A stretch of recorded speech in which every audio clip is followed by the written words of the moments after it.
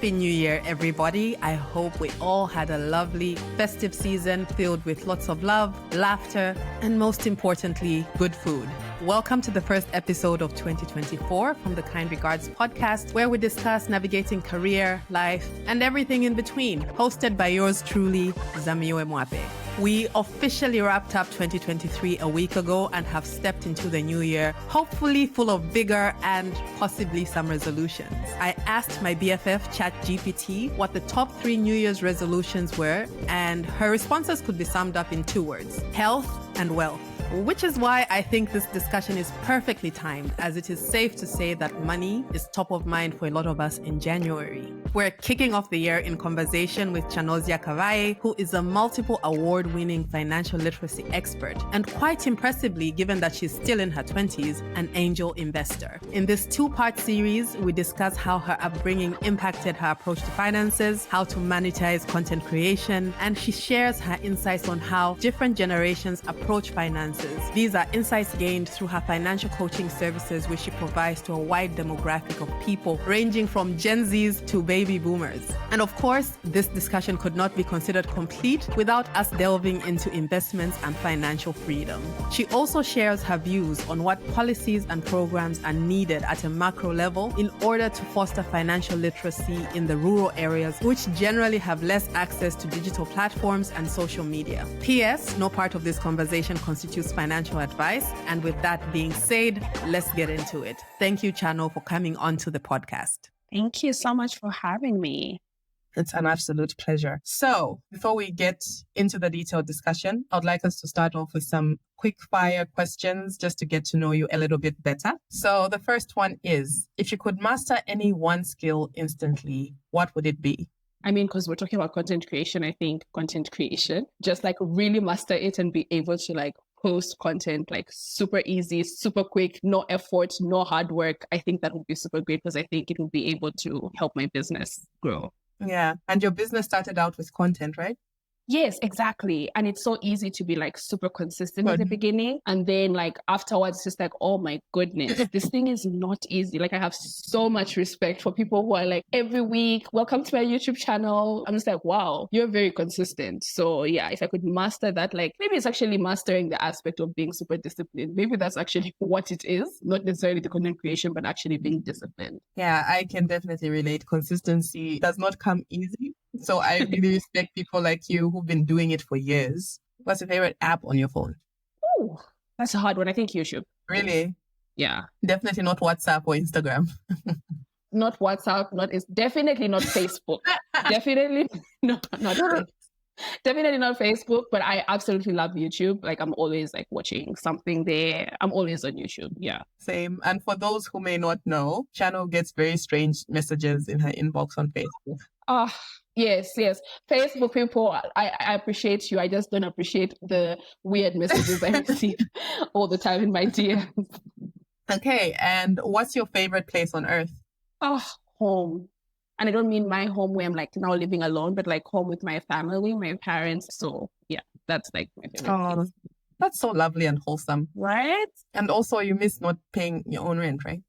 I do. Right. I think that's actually more so what it is, because I'm like, I absolutely love being in my own space or whatever, but then that whole rent thing doesn't really vibe well with me, you know? So it's just like, at least maybe when I go to my mother's house, you know, I'm just like, oh, okay, I can always come back here. You know, if I decided to quit on the paying of rent, like paying rent, I can come back home. Yeah. Okay. And the last one is, what's something you could read, watch, or listen to over and over again without getting tired of it? Grey's Anatomy. Grey's Anatomy. Oh, goodness. Yes. I mean, I've watched it how many times already? Like from start to wherever we are now. Like I've watched it, I don't even know how many times. So yes, I would start it. Actually, in fact, now you've been encouraging me to get back onto it. Like I can start again. I need to start the journey again. Yes. I don't understand how you've done that, simply because there's so many seasons. Exactly. And you know, like those were the days like when you used to have like 20 plus episodes per season. Yeah, I definitely would. 100% would. So let's get into it. How would you describe your upbringing and how would you say it's influenced your career?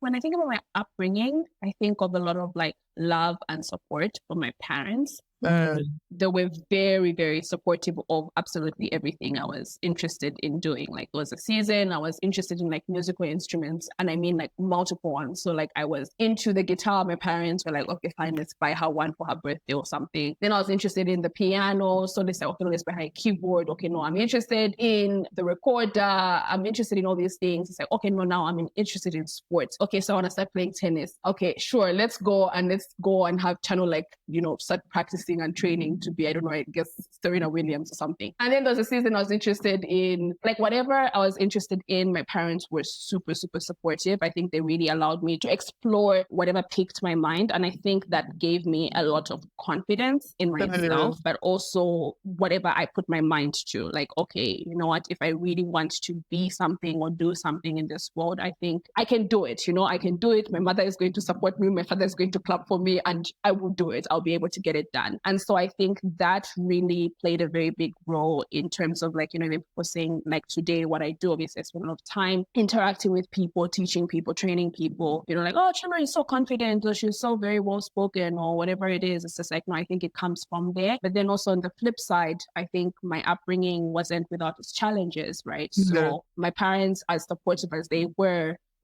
like, I realized that also support can also have limits in terms of like finances, right? So like finances don't come necessarily automatically because you love your kids or because you want to support them. It's like, oh no, it's actually quite a bit of a challenge. And so I think seeing my parents really sacrifice a lot financially for us to go to school, my siblings and I, to really support us through whatever it is we wanted to do, I think it brought a lot of soberness to me that, okay, you know what, in as much as you may love your kids, and I think my parents were good models for that I know I will love my kids very much similarly to what I saw growing up. But then it was like, but that doesn't mean automatically finances are set. So actually that, I think, brought a lot of soberness to me to actually start thinking about my own future very early, like around 17, to be like, let me start thinking about how I will be able to give my kids a different journey as well financially, because I will start early. My parents did what they could, but then I now have this information at this young age. Let me actually do something different. So that's basically a synopsis of, like, a summary of like my upbringing.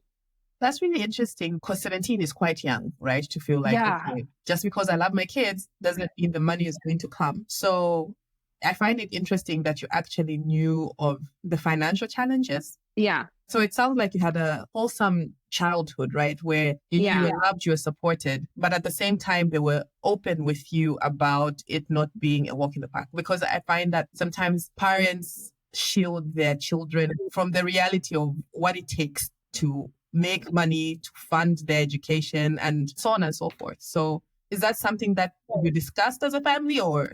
When I describe my family, I always say, like, my parents were not the typical traditional African or Zambian parents. And so even in terms of, like, so when it comes to like finances, I remember, like, very clearly, like, my mom willing, and it came off as a joke at the beginning. Like, I was like, there's no way she's being super serious about this. She was so eager to the idea of, like, I want to show you guys my salary. I want to show, and this was like when we were teenagers, like, wow, I want to show you guys my salary, and I want to show you like how a household is actually run, for you to understand that when you say, I want to play tennis, or I want to do this, I want to do that, there is a cost attached to it. And I mean, at the beginning, I took it more so as a joke. Like, it wasn't like super serious. Like, I won't actually take my mother up on that offer. But over time, I realized that my parents were very open to the idea of, you know what, you can actually have conversations about finances. You can ask them questions. I was brought up in a home where that was very welcome. I mean, I didn't know it early on about finances, but I could ask questions. I could,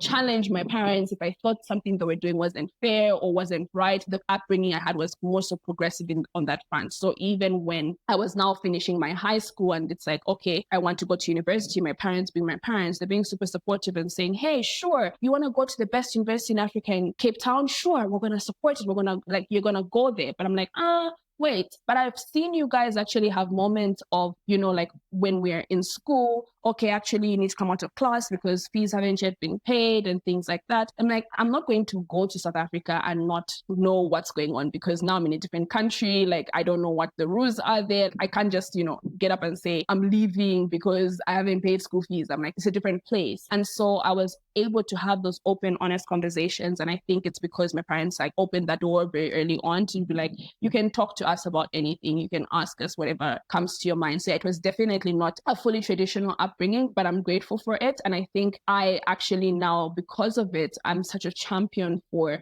having honest conversations within our families, within our, friend groups about finances. Because I mean, like, you obviously has to be child appropriate. You don't have to tell them absolutely every single thing at different stages. But yeah, I think normalizing those conversations is what brings health to relationships, because sometimes you find kids are super entitled and super, like they're just not ungrateful because they don't understand. They don't have any clue like what it actually takes. And then they get very jaded when they get into the working world and they realize, oh my God, even if I'm going to get a degree in Zambia, I'm going to only earn 5,000 kwacha starting salary. Like, what am I supposed to do with this? It's like, because no one was talking to them about it. Like, no one was giving them that heads up. Like, hey, do you understand what it actually means to be an adult in this economy here? Do you have an understanding of that? So I think that was the pivotal thing for me, but I think it's something that I think many people as well, and even I try to embody today in how I interact with people.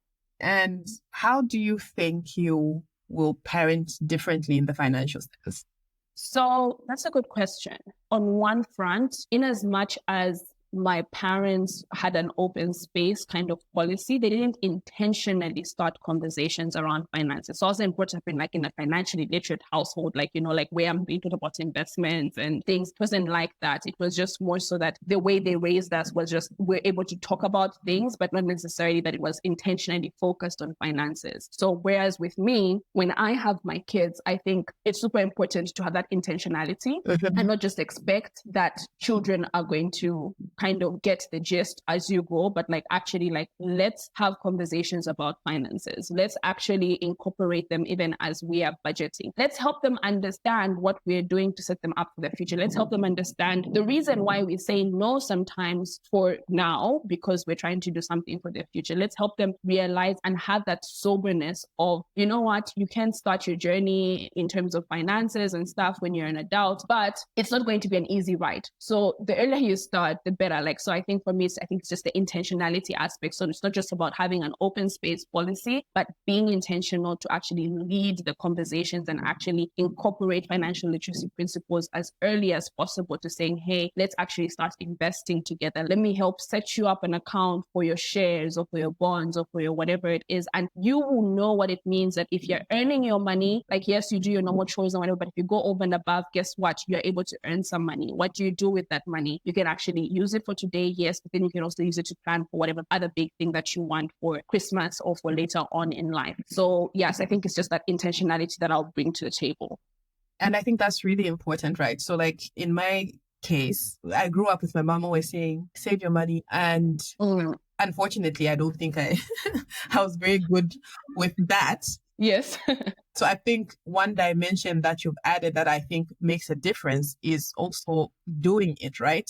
Doing it together. Yeah. To say, okay, you've made this income. If you, for example, want to get your kids into the habit of tithing or donating 10% of their income to charity. Yeah. If you demonstrate okay, so you've made 10 kwacha, we're giving away 1 kwacha. Yes. That practicality clicks. If you then say we're getting you a bond and then they see that, 6 months later they are earning interest. A little coupon there. Yeah. Exactly. That learning by doing, I think, would be a game changer for a lot of people. Yeah, exactly. Like we said before, your career started out in content creation. And one thing you've done really well is monetizing it, which a lot of people want to do. What do you think have been the drivers behind your success in converting your following into revenue? Yeah, that's a good question. I think really value creation, right? So I think understanding that when you're producing content, you're not just producing content for content's sake. Are you actually providing value in some form. And value doesn't always mean educational, which is what I'm focused on. It could be entertaining. Like, is your entertainment valuable to me? Like, am I actually laughing? Am I actually enjoying what I'm watching? Are you doing a good job at what you're actually trying to do when you're trying to entertain me, or you're trying to inspire me, or you're trying to educate me? Are you actually fulfilling something in someone's experience of your content? And I think that is a very, very cardinal thing. And I think also Gary Vee has this book and this kind of phrase, which is what jab, right hook, which is the idea of when you give, people are more willing to actually then give back. So that is when you're able to ask. So I think the problem sometimes is that when we get into content creation, where everyone is like in a rush, we're all on a rush to making money. We want to make the most money. But at the end of the day, people also don't want a completely just like transactional experience of like, I give right now and tomorrow I'm asking again, I need money. I want money. It's like, no, what are you actually doing for me? Are you actually helping my life move forward? And when you give so much to people and they're actually able to have that experience that is transformational or super entertaining, they're really, really enjoying it. It's something that they want to share with their friends, their family. They're more likely to actually say, you know what, this person is working so hard. They're doing so much. Let me actually like support them and actually like pay for this particular service that they're offering, or pay for this product that they actually have on offer as well. So I think value is a very, very big part of it. Consistency as well. In some senses, I guess on average, I could be considered consistent, but I think there is more that I could do. In the world of social media, if you're not posting, you're not known or you're not seen. Like people will forget about you. And so if you start today and then you go quiet for the next 3 months and 4 months or something like that, like people move on. There's now the next best thing. There's now the new, more entertaining thing. There's now the more. So you do have to have like that level of discipline and consistency to saying, hey, what am I trying to build and how long am I actually committing to actually doing the hard work of being super consistent? Because this is how you are able to monetize. Because then if you're going to think of things like brand deals, again, that is going to be based on how engaged is your audience. So if you're posting once and then you go quiet for the next 5 months,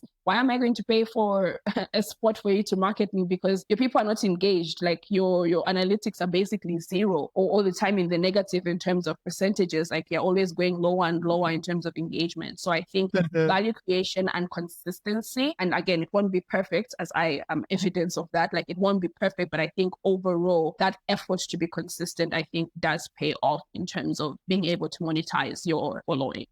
Just out of interest, how do you balance between the content you give out for free and the content that people actually pay for? That was actually one of the biggest challenges I had very early on. And I think there is a temptation to want to try and withhold because you want to make money. But what I've realized, I think I was actually more tense about that at the beginning. Like, you want to withhold your best content because you're like, oh my God, like I'm just giving it out for free. And then like, how will I, whatever. But I think that's actually part of the game. Giving your best for free, knowing that social media is also easily evolving. So like, even when you look at like, for example, some of the posts I've made, when you look at my older posts, they're really good, like very high quality pieces of content that I actually will pay you for if you were to come and ask me about them now. But the reality is people are so lazy. And I'm not saying that's a good or bad thing. It just is. So they're not going to go through all 100 of posts and whatever. They want convenience as well. So sometimes what you actually end up paying for, or what people end up paying for, is not necessarily that you are doing something necessarily super different from what you're doing on the free content, right? It's that I want it to be convenient. I want it to be structured. I want it to be a particular way. I want it to be personalized, things like that. And so you're able to actually monetize from that lens, not necessarily from the aspect of, you know what, I want to withhold my best content and just give only just the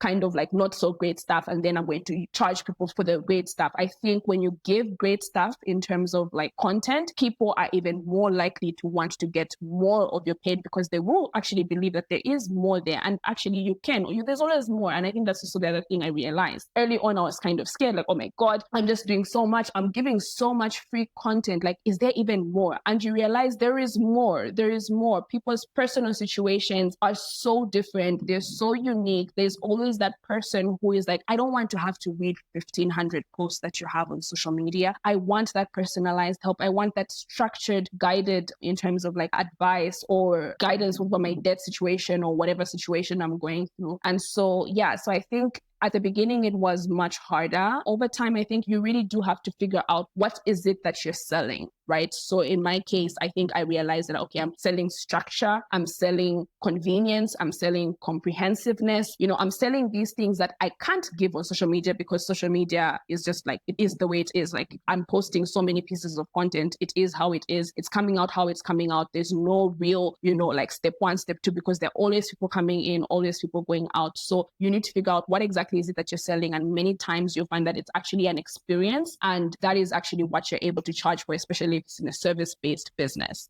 Okay, so to kind of step back a little bit, what was the why behind why you started your journey as a financial literacy educator? And has that evolved as you've gone along? Because you've been doing this for a few years now.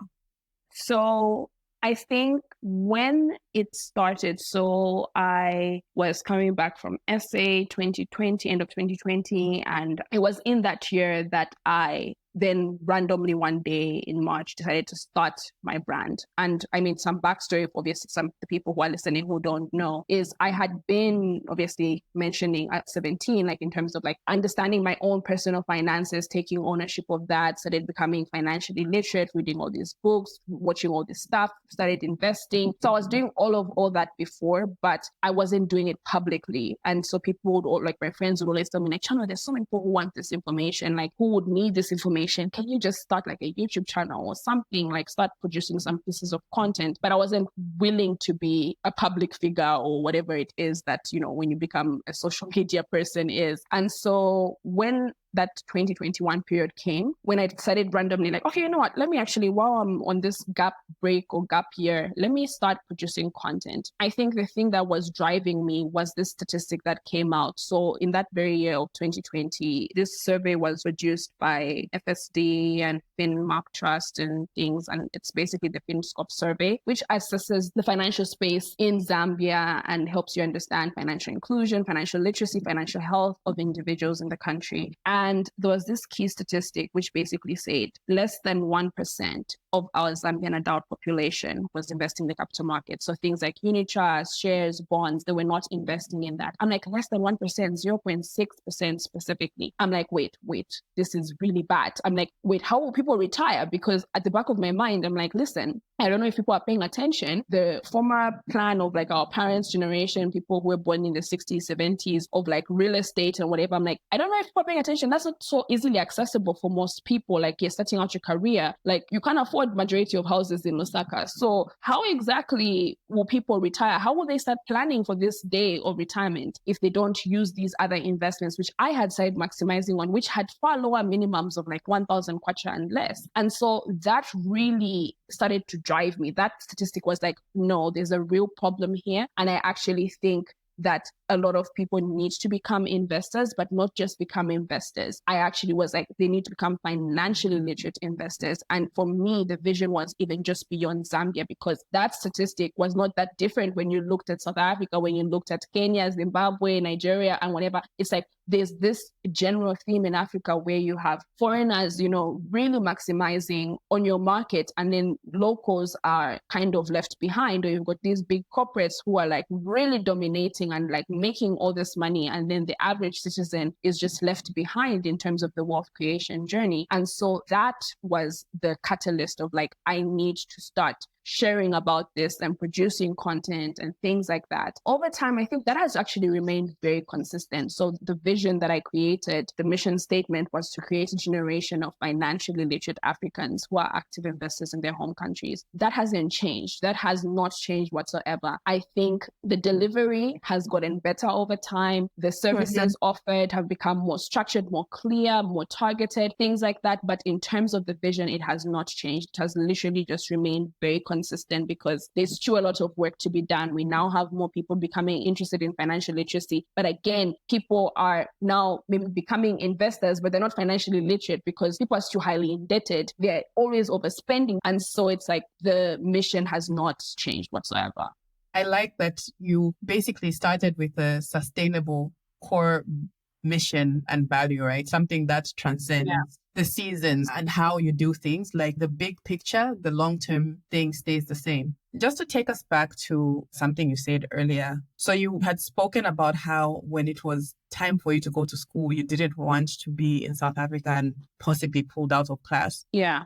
How did you fix that? I had conversations with my parents to kind of like now figure out like, okay, what exactly is on the table here? How much money do you actually have for me to go to school? And I will be the one to decide if I'm comfortable with what's on the table. And my father, I mean, he talks about this all the time, like how it was a very challenging day to like have this little girl, your last born, sweet little girl, ask you such a very, very like, what? How do you ask me such a question? But, he really took it up. Like, you know what? Here it is. Like, this is all the money that's on the table for you to do your university. And I could see it was something. So it could definitely get me started, but it was not enough to like get me to the end. Like if I wanted to do my honors, it wasn't enough for that. And so at the back of my mind, I knew I'm like, okay, I'm willing to take the bet because I now have an understanding of what's on the table. And so I go to South Africa and immediately I realized that, at UCT, you have opportunities to like make money. Like you have like all these, like the university is run obviously like by admin staff and things like that.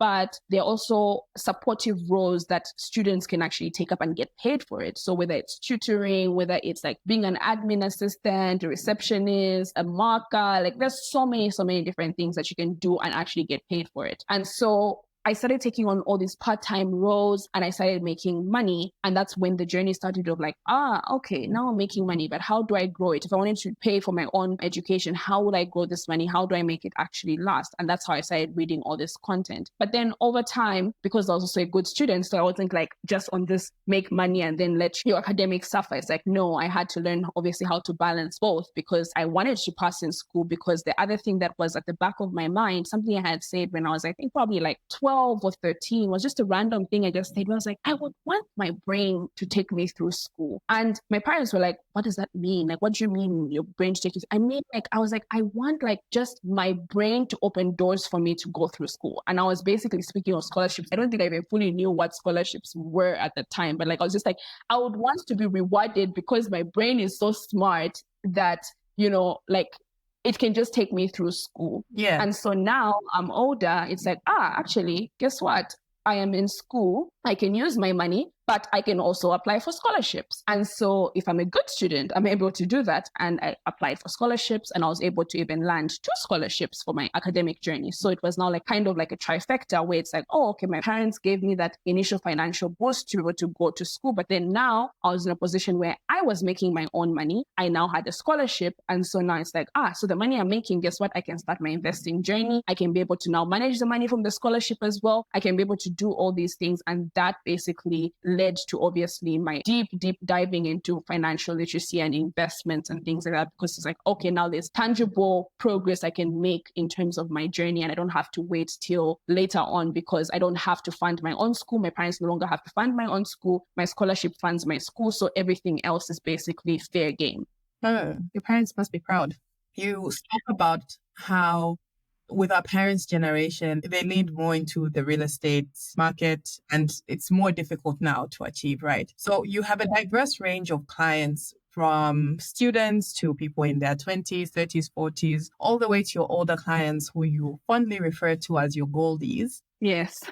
What are the main differences you see in present day between how the respective generations approach money and the different challenges that are relevant to them? Yeah, so I'll start from the goldies. It's a very interesting thing because even as I'm saying that the goldies, right, so the people above 50, they definitely relied more on real estate. But then what you actually see is that they are coming to the awakening that actually even real estate wasn't not necessarily the best or enough path for them to be able to retire, because you find a person, they started their journeys obviously believing the idea of like, you need to have a home and it's important to have a home and things like that. They build their home and then they have the goal of like, okay, I'm going to become a landlord for my retirement so I can be able to receive these to my rental incomes. But it's almost the equivalent of like, let's say, for example, us, right, who are younger, who, if we had that same mindset of like, you know what, actually, if I just had, let's say as an example, if I just had 10 properties, which are all giving me 2,000 kwacha,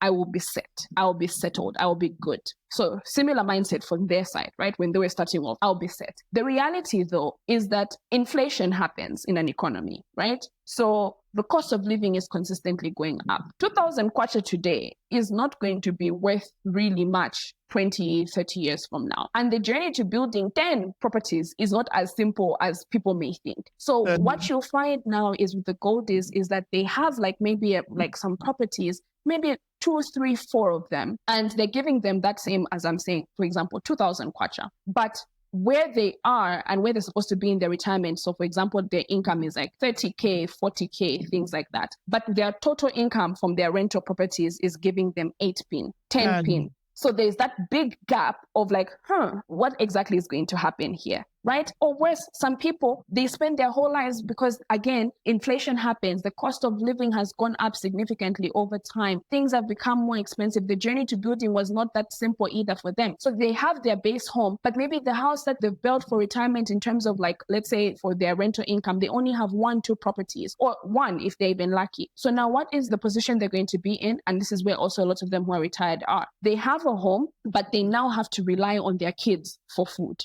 which is a very weird dynamic. Like, you've worked so hard in your lives and you did the best you could with what you knew, because that's what they knew. That was all they knew. They didn't know about these stock market things. They didn't know about the mathematics of investments and how you need to account for things like inflation, the value of money. You have to account for all those things even as you're planning your so-called retirement. And so you're finding a lot of Goldies be in a position where there's a lot of awakening, like, oh my goodness, I am not prepared for retirement. And they're scared. They are very scared for retirement. And I feel so much empathy, and that's why I'm very passionate about them, because it's like, who's going to help them, right? They're like 5 years, 10 years, some of them just 1 year, 2 years from retirement. What's going to happen to them? And these are parents as well who, they were black taxed. They were the parents who had to take care of their parents and had to obviously give finances to their parents. But there is kind of like an awakening as well of, I don't want my kids to have to struggle, because they're already seeing their 20-year-old, 30-year-old kids really go through the most. They're having to pay loans that they didn't have to pay, because remember, they went through their university degrees for free. Their kids are now going to have to start paying those loans. Their kids are struggling to find jobs, to finding good jobs. So they don't want to have to burden them. But what will they do? And so there's a lot of fear. There's a lot of anxiety around the future. And even with our recent stats coming out, our recent poverty stats, which are showing obviously, which has been true, but it's a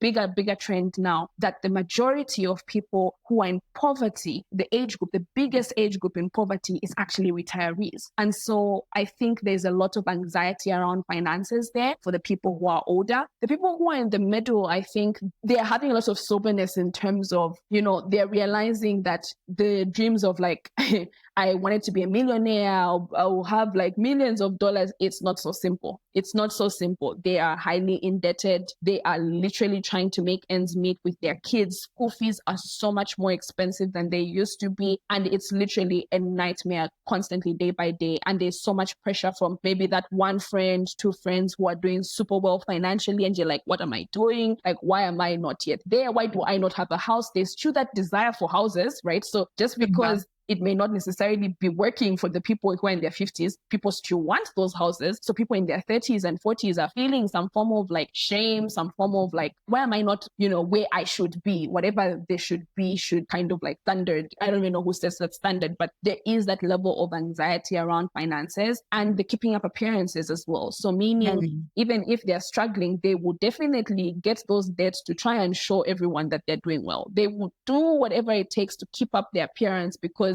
these are the kids of, you know, say if you're living in towns like Lusaka, Kitwe, you know, like the more urban towns, it's like you have to show face. You have to show that you're working. So you should be doing okay, which is the misunderstanding that people have, that because you have a job, it means everything, like you're set for life. And it's like, so there's a lot of that. Then the younger people, I think what I see is some level of like lostness. First of all, I think adulting just in general, it's quite confusing. I think there's a lot of jadedness, right? Where, you know, these young people, as I'm saying, like you grow up, you're not being taught about what you're going to expect from your first job, you know, and what it will cost for you to move out. They were thinking, having all these grand dreams of like, no, by the time I'm 22, I'm going to be able to have a job. and then I'll move out by 25 and then get married and then like all that. And then they come and it's like, first job as a whole degree holder. Here it is, 5 pin. Accept it.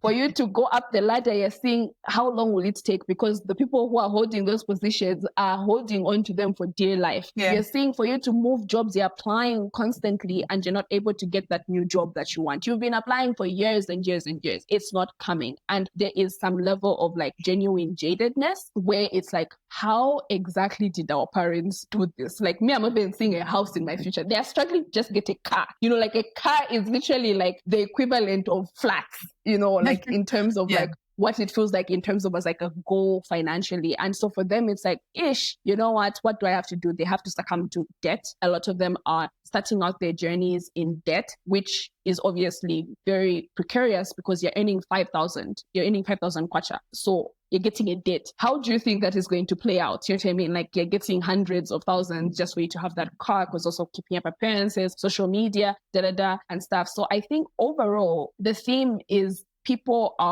they are living in the reality of the fact that finances being okay, success is not automatic, it's not guaranteed. And many people are now having to figure out, how do I now navigate from where I am to where it is that I would want to be? Some people have given up. Some people are so jaded that like it's almost like I just have to accept what it is, and I just have children. I have things to focus on. I just have to keep going. I'm just burying my head in the sand. And then they wake up 5 years later and say, oh my God, what do I have to show for all this? Like they're so stressed because they realize time has passed and things like that. But yeah, so I think there are all these things, but I think in general, you see that a lot of the emotions and a lot of the issues that people are facing in their finances can be seen even in the reality of the economy and things that people are experiencing that are actually things that are not okay. There are people who are doing well and stuff, but they're few and far between, like truly well, like not stressed about finances, not indebted, like, you know, to up to your head, and like really just navigating finances well and having a good time. I'm like very, very few